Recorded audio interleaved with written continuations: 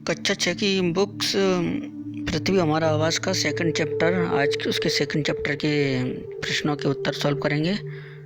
तो second chapter का नाम है ग्लोब, अक्षांश एवं देशांतर। तो इनके प्रश्नों को देखते हैं आज।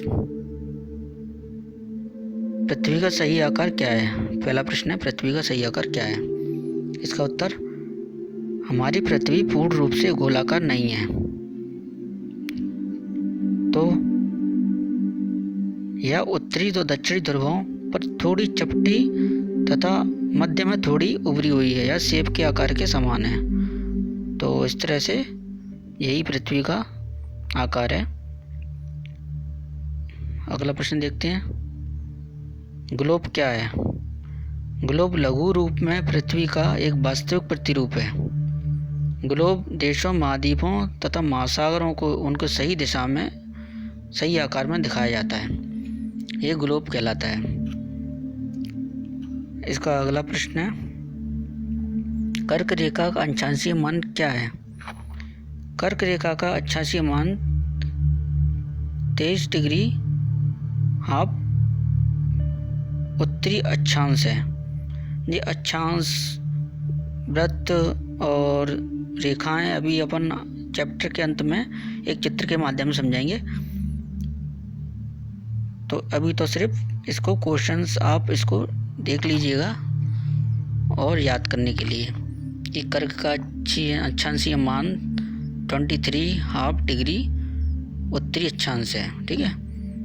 अगला प्रश्न है, पृथ्वी के 3 ताप कटिबंध कौन से हैं?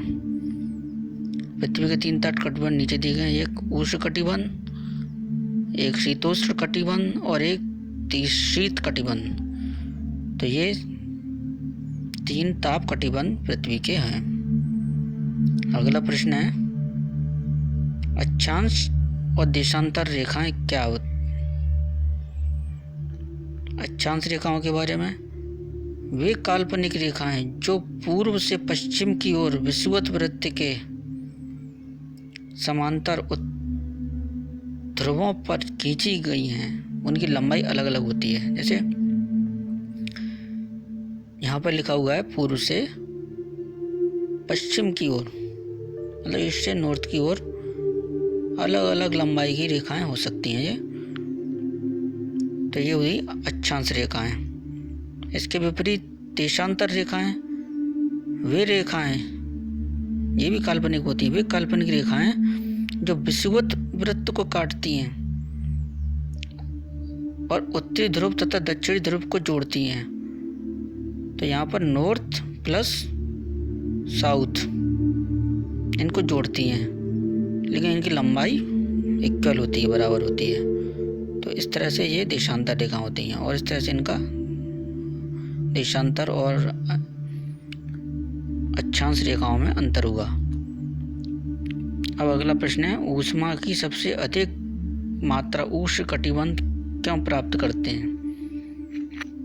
इसका उत्तर है, कर्क रेखा तथा मकर रेखा के बीच के सभी अक्षांशों पर सूर्य वर्ष में एक बार दोपहर में सिर के ठीक ऊपर होता है, इसलिए इस क्षेत्र में सबसे अधिक ऊष्मा प्राप्त होती है। मतलब पृथ्वी पर एक कोई ना कोई ऐसी जगह होती है जहाँ पर जब अपन खड़े होते हैं तो उन दिनों में या उस एंगल पर सीधा सूर्य की किरण अपने सर के ऊपर पड़ेगी, जिसमें कोई परछाई बनेगी, और वो सबसे अधिक उष्णकटिबंधीय कहलाएगा। अब अगला प्रश्न है, उत्तर भारत में शाम के 5:30 बजते हैं तो लंदन के दोपहर में 12 क्यों बजते हैं? इसका उत्तर, भारत ग्रीनिच के पूर्व 82 डिग्री 30 मिनट में स्थित है तथा भारत का समय लंदन से 5 घंटे 30 मिनट आगे है। इसलिए देशांतर के प्रत्येक अंश में 4 मिनट का अंतर होता है। इसलिए जब लंदन में दोपहर के 12 बजते हैं तो भारत में शाम के 5:30 बजते हैं। तो जाहिर है कि आपको समझ में आ गया होगा। अब बारी है कुछ ऐसे प्रश्नों के जिनके सही गलत के आंसर देना आपने को। जैसे प्रमुख यामोत्तर का मान कितना है? इनके ऑप्शन भी हैं 90 डिग्री, 0 डिग्री और 60 डिग्री। इसका सही उत्तर है खा 0 डिग्री। प्रमुख यामोत्तर का मान 0 डिग्री है। अगला प्रश्न है, इसका राइट लगाना है कौन सा सही है। शीत कटिबंध किसके नज़दीक पाया जाता है।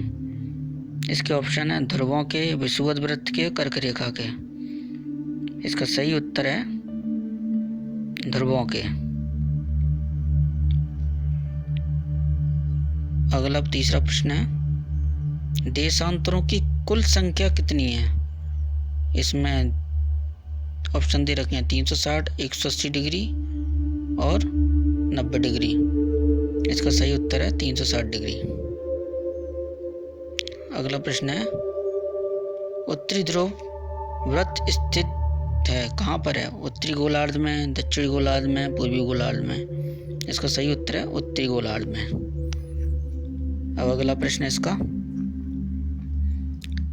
ग्रिड किसका जाल है।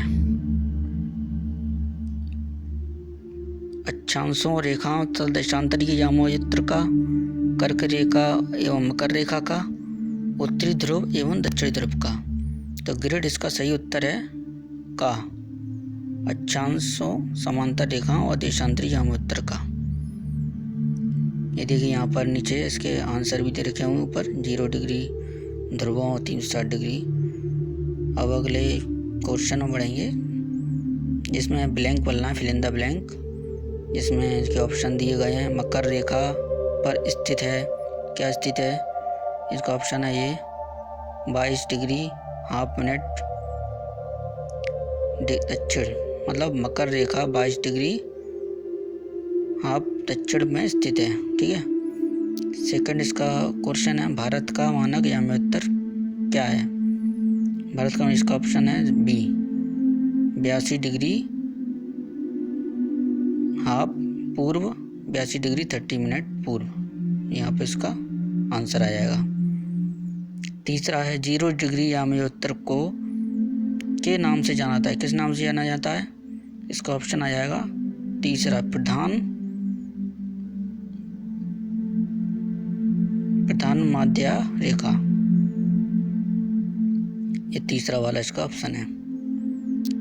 चौथा है, देशांतरों के बीच की दूरी की तरफ घटती जाती है, किसकी तरफ घटती है, ध्रुवों की तरफ घटती जाती है। तो इसका चौथा ऑप्शन दे रखा है ध्रुवों, ध्रुव भरा ही आएगा इसमें। अगला है, दक्षिण ध्रुव वृत्त गोलार्ध में स्थित है, किस गोलार्ध में स्थित है, दक्षिण गोलार्ध में स्थित है। दक्षिण ध्रुव दक्षिण गोलार्ध में स्थित है। ये इसका आंसर है दक्षिण। अभी देखिए, ये अभी अपन ने जो भी पढ़ा था, विषुवत वृत्त, कर्क रेखा, मकर रेखा, उत्तरी ध्रुव, दक्षिणी ध्रुव, इन सबके चित्रों के द्वारा ये समझाया गया है यहाँ पर। ये देखिए, ये पृथ्वी का आकार है, ये उत्तरी ध्रुव है ऊपर, और यहाँ पर इनके एंगल दिए गए हैं, और ये दक्षिणी ध्रुव है इस तरफ। तो दक्षिण ध्रुव की तरफ की सभी चीज़ें दक्षिण से संबंधित, जैसे दक्षिण शीत कटिबंध, दक्षिण शीतोष्ण कटिबंध, दक्षिण ध्रुव वृत्त। और इसी तरह से जब उत्तर की बात करेंगे तो ये उत्तर शीत कटिबंध, उत्तर ध्रुव वृत्त, उत्तर शीतोष्ण कटिबंध, ये वो कर्क रेखा है जो अभी अपने स्टडी किया था, ये विषुवत वृत्त है, जो उष्ण कटिबंध है, यहाँ पर सर के ऊपर धूप आ जाती है, और ये एंगल दिए गए हैं कौन सा किस डिग्री पर एंगल पर स्थित है।